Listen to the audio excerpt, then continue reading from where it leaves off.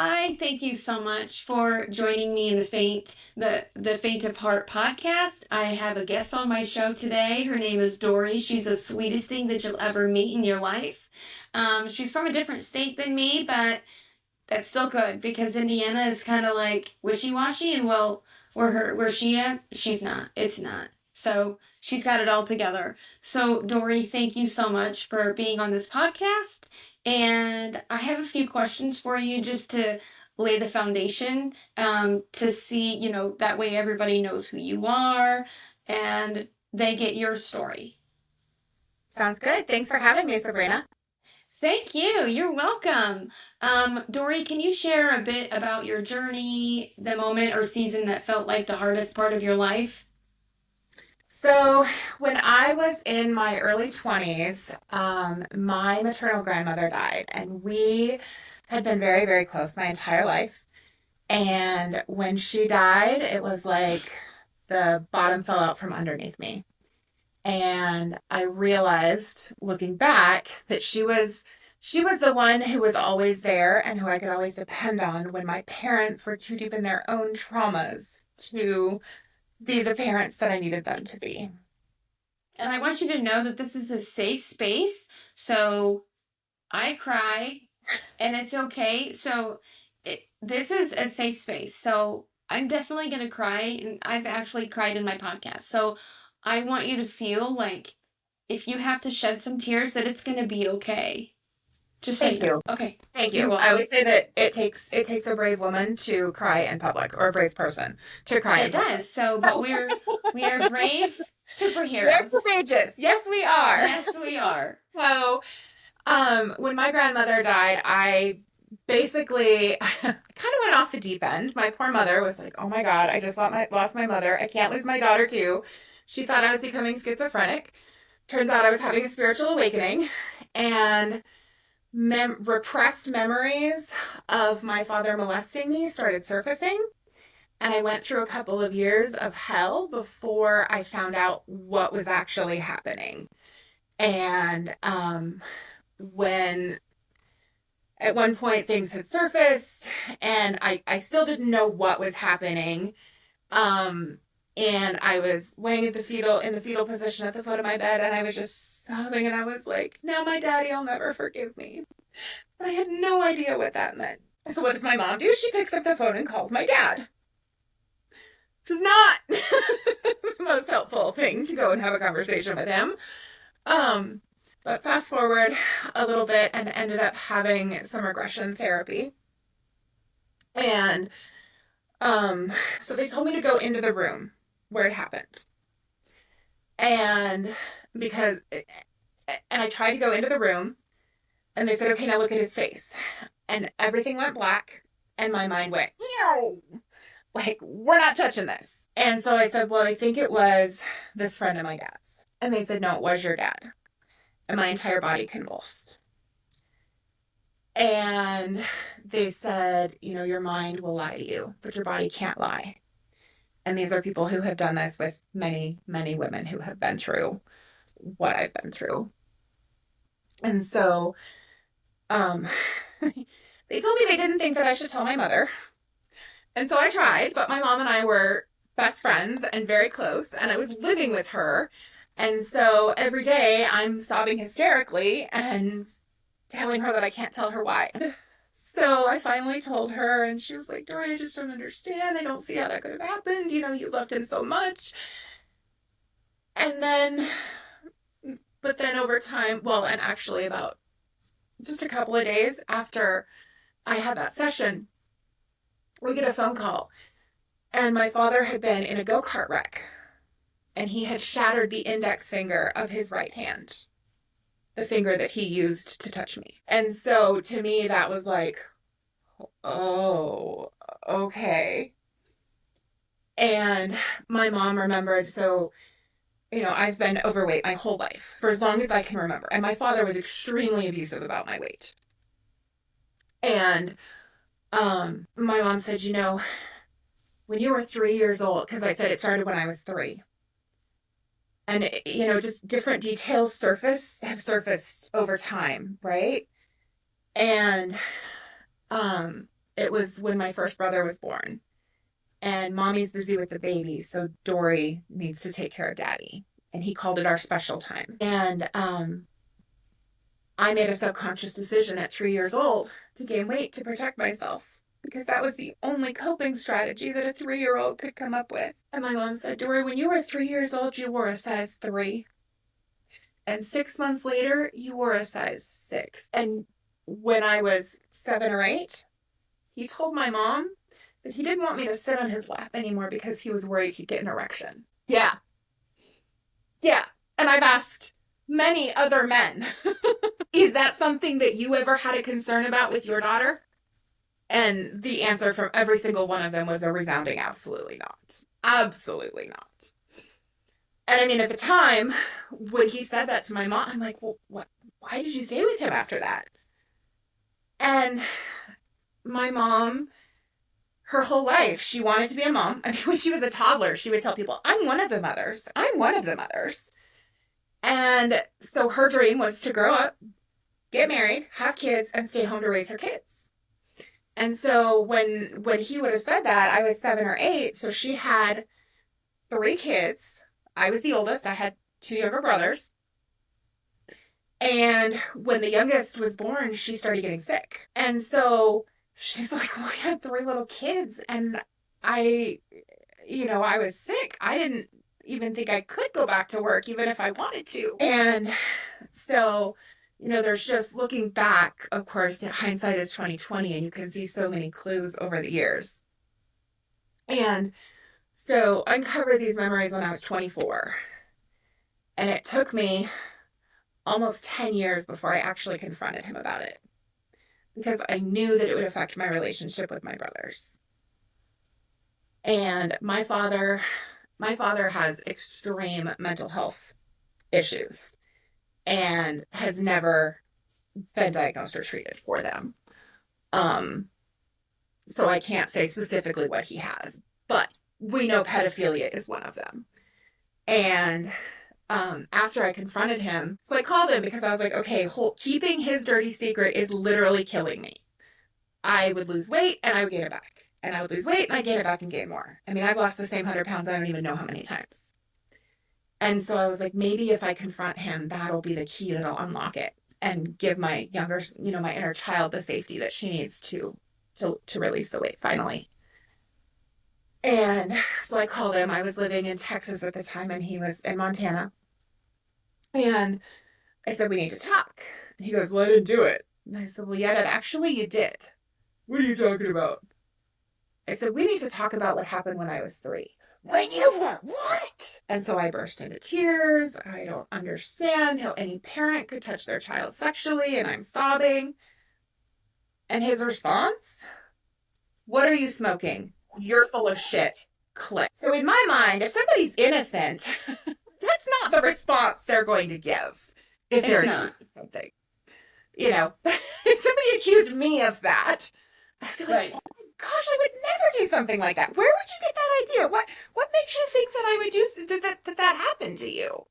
Right. I'd be asking questions and go, where did this go wrong? Because no, right? Yeah. And so, basically, then he went out and convinced the entire family, his entire family and half of my mom's family, that I was crazy and made it up. What motivation would I possibly have to make that up? Anybody who believes that I would make that up does not know me at all.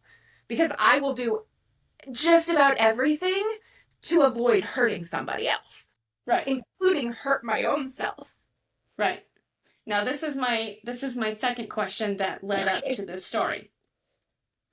Was there a moment when you realized things had to change, and that's when you talked to your dad, and when survival wasn't enough and you knew you wanted to truly live again? And that's where I think some of that, I think the ending part of your story was, I had to lose weight, I had to gain it, I had to try to figure out how I was going to contact my dad, what I was going to say, how he was going to react. Was that going to change my outcome? And then the work of the healing. So that's what I want to move into with the trial, with the trauma and the triumph. How you walked up that mountain, you climbed up from this baby, you know, baby. Okay. You know what I mean? From the Right. baby to okay, I'm in my, X amount of age. I have been through the ringer and now I'm on top of this problem looking down and going, "Oh my gosh, I actually lived." You know, I did all of these processes with my body, trauma and all of this, and now I'm looking down going, "Okay, now how does the rest of my life, how is it going to affect the rest of my childhood with my children, with my grandchildren, with my family, my mom, my dad, and everybody?" So, what did healing look like for you, and what does healing? Because we're constantly healing. We're recovering addicts for healing. That's my new thing, recovering addict. Um, what did healing look like for you in the beginning? Was it messy? Was it slow? So I would say that healing is a spiral because we keep coming back to the same things, but healing it at a deeper level.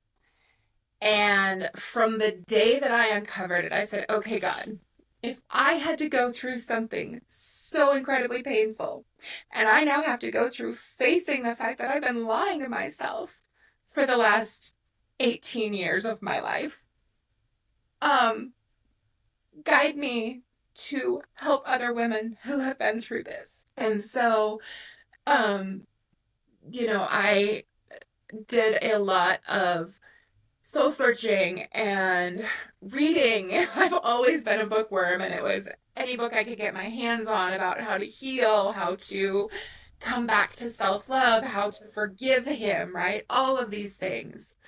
And a couple of years ago, it was actually in March of 2021, I was taking a course called Shadow Web, and I was taking notes on my computer while she was talking.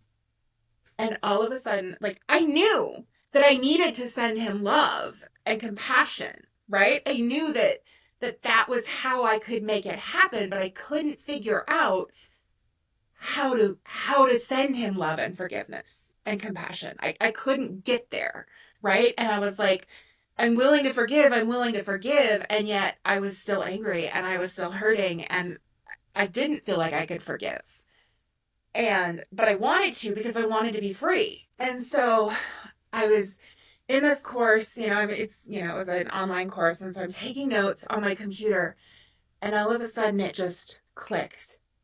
And it was like the barbed wire wrapped around my heart all of a sudden just dissolved. And I went, so because what I did is I pictured him as a baby.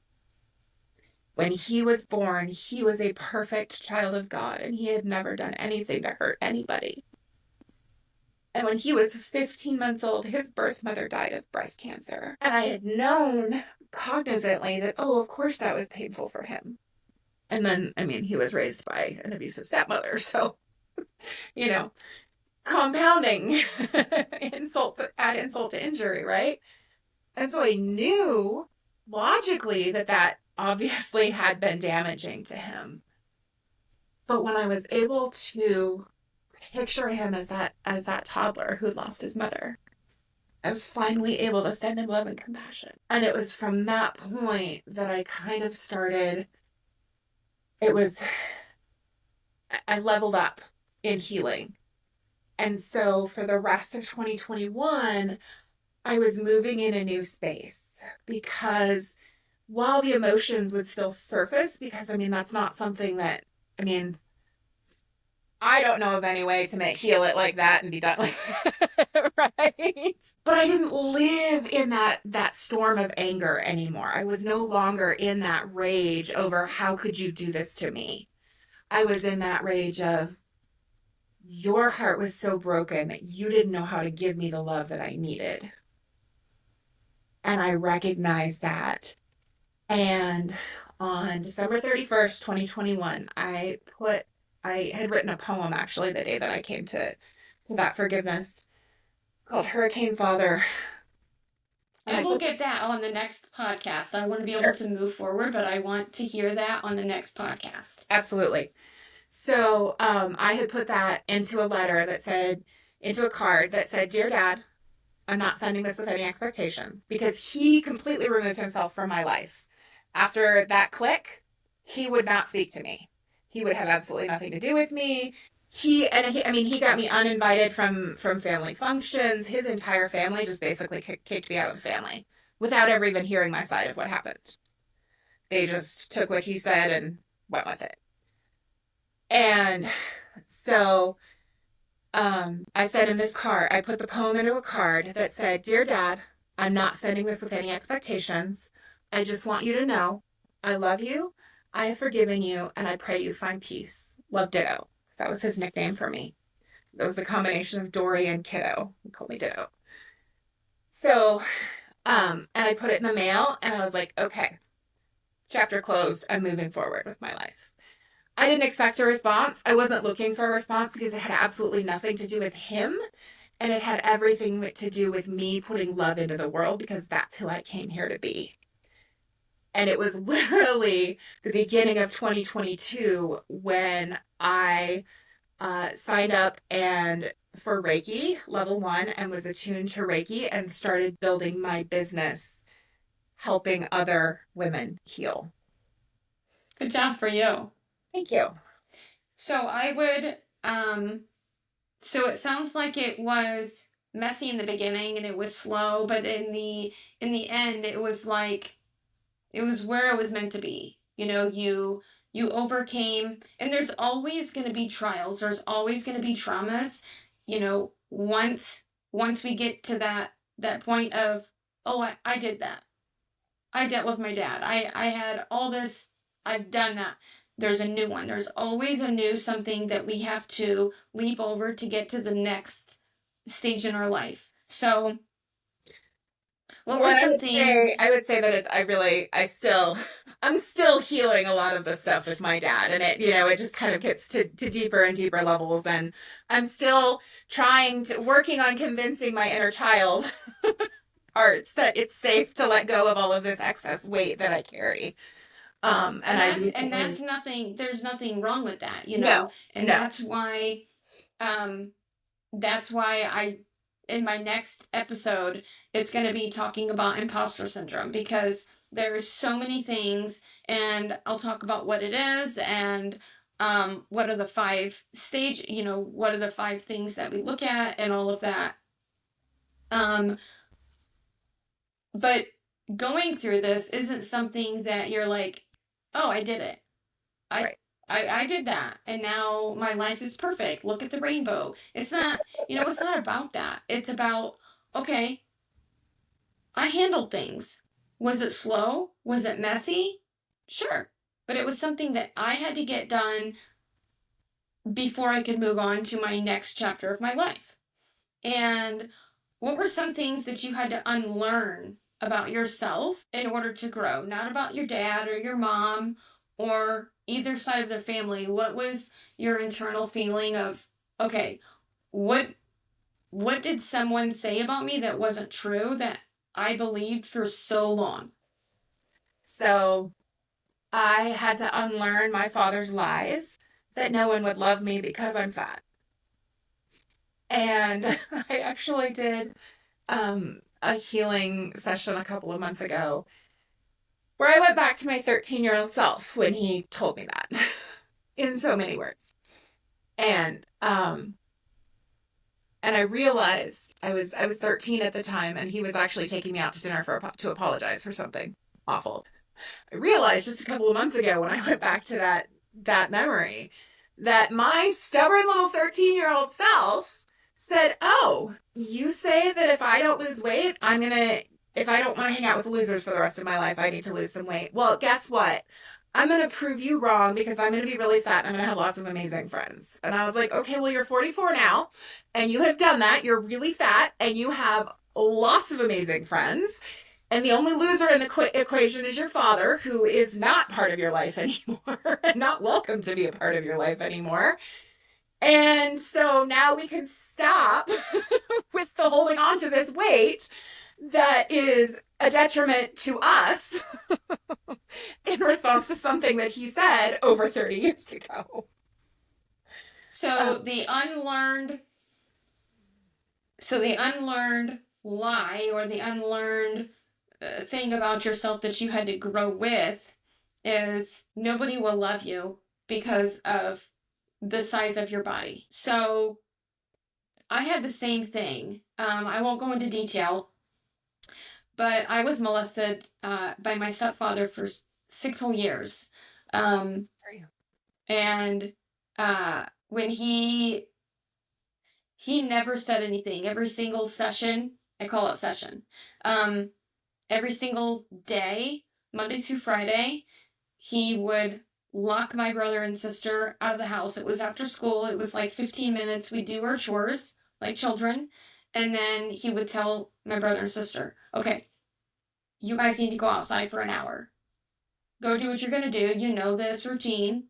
And so, as he was telling, basically at the end of his life in 2012, December 7th of 2012, he was diagnosed with brain cancer, stage 4 brain cancer. And I couldn't go to his funeral. It's not something that I wanted to do. It's not something that I physically could do, because I never forgave him. And my brother called me, and he said, Dad said something really weird before he died in the hospital. And I said, okay, I mean, I haven't talked to my dad in, so many years. It was almost 20. And he goes, Dad said to tell Sabrina that he's so sorry for all the heartache.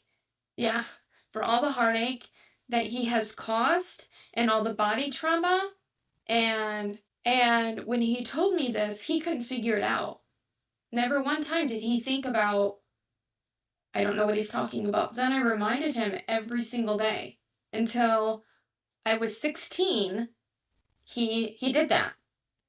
And I asked him one day, I said, how many times in your life did Dad ever say, you guys need to go outside and I'm going to lock the door for an hour? And he said, all my life that I can remember. And I said, and those are the times that he did it. Every single day, Monday through Friday, in the mornings before I went to school, every single morning, and every single night after school. And that was my messy life. And I had to unlearn that he would tell me, you're never gonna amount to anything. I'm the only one that's ever gonna love you the way that you need to be loved. And each time when we would lay in the bed, he would stroke my hair and tell me, you're so beautiful. Nobody's ever going to see you like this. Nobody's ever going to love you the way that I see you, and I'm the only one that's ever going to love you, that's ever going to protect you. Nobody else can love you like this. And when I was 16, and every single time that we would get done, it was, if you tell anybody, I'm going to kill you. And I said, okay, I promise I will never tell anybody. And I didn't. I never told anybody. Never once did I tell anybody. And then when he died, I so wanted to tell my mom, but she had cancer. So I didn't want to tell her. So I did. I did tell her. And the first thing that she said was, that never happened. Your dad, he never did that. So you and I have the same story, adjacent to one another. And I think that's so cool that you and I can, it's not cool what happened, but it's so cool that you and I can, look mirror to mirror and say, okay, I've been where you are. I know what it feels like. But like you said, you and I are going to go hand in hand, and we're going to be able to support other women. And maybe you have, it's not a gender thing. I'm sure that there are plenty of men out there that have had this same situation. And I, for one, would love to be able to open up my curiosity envelope and say, okay, who else can we help?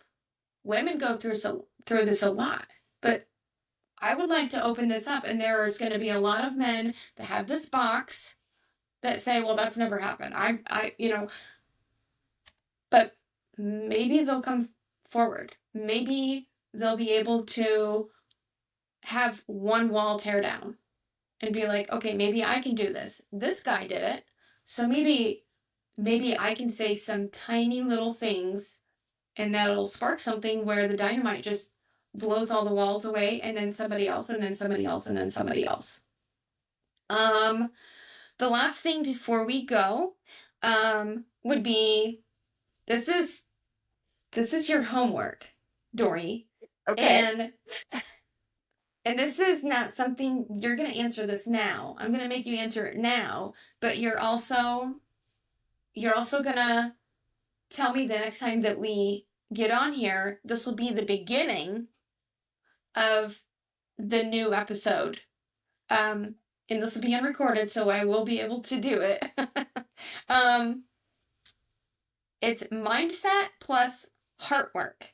Okay. So it's how did you start shifting your mindset from victim to overcomer? So, good one, huh? Yeah, that's a great one. Let's see. I knew that, actually, I will credit the book Sacred Contracts by Carolyn Mace, where she talks about our different archetypes. And she talks about how we all have a victim archetype and we all have a saboteur archetype. And after reading that book and reading about the victim archetype, I was like, oh, yeah. Yep. Yep, I see myself in that. I've been in my victim archetype a whole lot. And I also saw a lot of myself in the saboteur. And I said, okay, well, what is the empowered version? How can I shift it? And so I that was where I started, was recognizing that, okay, I'm in my victim archetype. And there are lots of other books that have helped me, and but I think it's literally just recognizing when you're starting to act like or be in your victim archetype. Oh, okay, I'm starting to act like a victim. How can I back that up? How can I change that? And last summer I was in the hospital for 25 days, and the most horrendous physical pain I've ever been in my entire life. But I suffered a whole lot less than when I was in the hospital when I had my gallbladder out, because I wasn't in my victim archetype. Every single day I was saying, thank you for making this happen, because it brought me to meet this person. And I found things to be grateful for. Oh, it's the hottest part of the summer and I don't have air conditioning at home, but I'm in the hospital where I have air conditioning, and I don't have to prepare meals for myself because they bring me meals every single day. Myself. Housekeeping does that. And so finding ways to be grateful, I think, is the biggest tool I have used to shift my mindset and shift out of that victim mindset into the overcomer mindset. Good. I really like that, because a lot of people, including myself, we don't think about that for the longest time. And I'm sure that you didn't either. We try to look through life as with a microscope, or with a I can't think of it, but we try to look at things so minute, so small, and we're like, okay, this is a tiny, tiny part. How am I going to get through this life? This is just one problem of your life, And most of us say, you're not going to die from it. You're not going to die from this. But you think at that very moment, you're like, I'm going to die. I am literally physically going to die. And then you move 10 years, 15 years down the road, and you're like, okay, my mindset has changed. My heart has changed. I've forgiven. I've done all of these great things. And now I can look back and I can make that list, and I can say, okay, I've done all of these things, but I'm still alive. I have that mindset. I'm an overcomer now. You can't stop. You can't stop my heart now. I'm just going to keep going. So, do you believe your pain had a purpose? So I'm going to move on, because you just answered that question. Did you believe your pain had a purpose? If so, how has it shaped who you are today? So we just went through that about you being in the hospital. Oh, I don't have to clean. I don't have to feed myself. I don't, all of these things that we take for granted. I'm a housekeeper. That's who I am. But we're so much more than what we really say. Yeah. So magnifying glass, that word that I was trying to think of. I was trying to think of that. Okay. Can I also say that when I was younger, it took a lot longer to shift, right? So one bad thing happens and it ruins your week. And I was actually just thinking about this and planning on making a post on social media about it, how I've had some of those moments this last week where I've been like, but I didn't even let it ruin the whole day.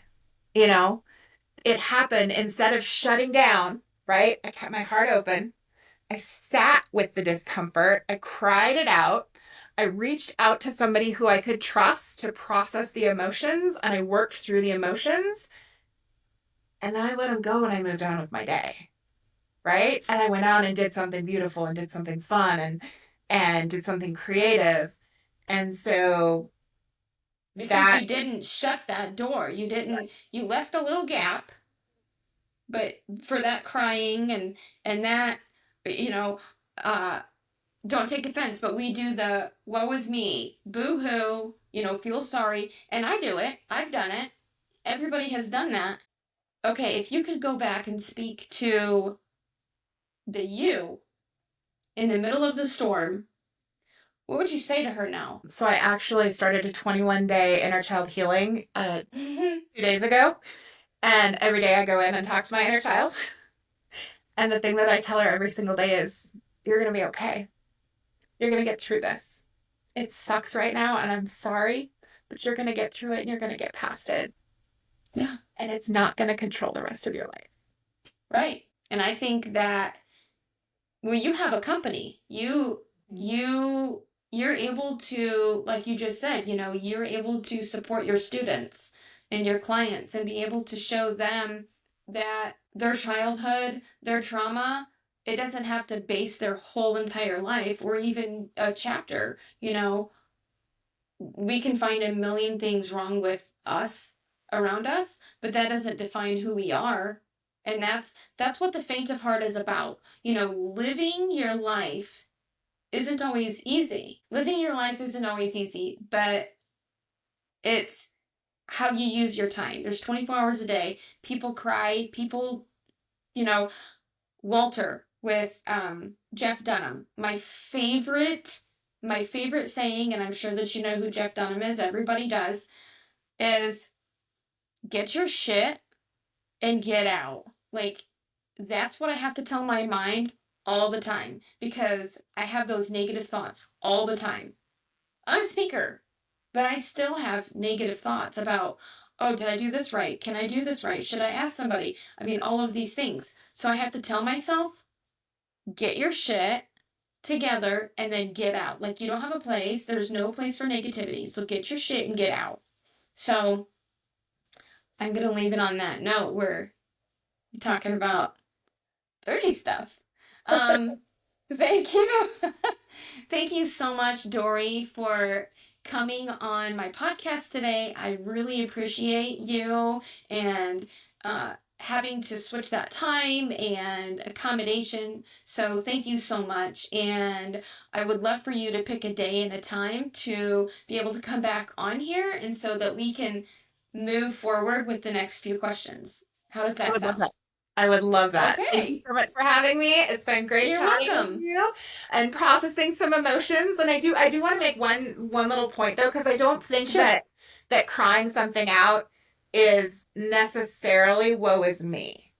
I think that it's really important to find healthy ways to process and different emotions when they come up. Because otherwise, when we stuff them down, that's when it becomes all this excess weight that I'm carrying right now. And everybody finds different ways, right?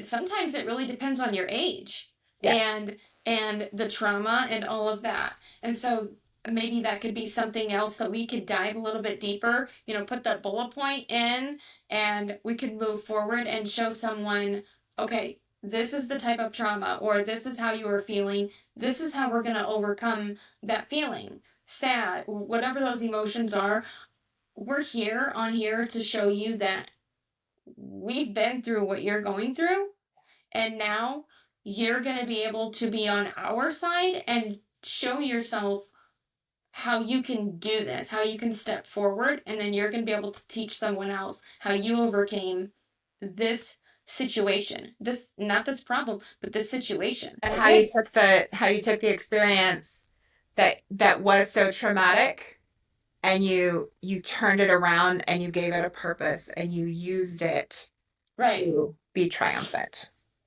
Right. And I think that that is amazing.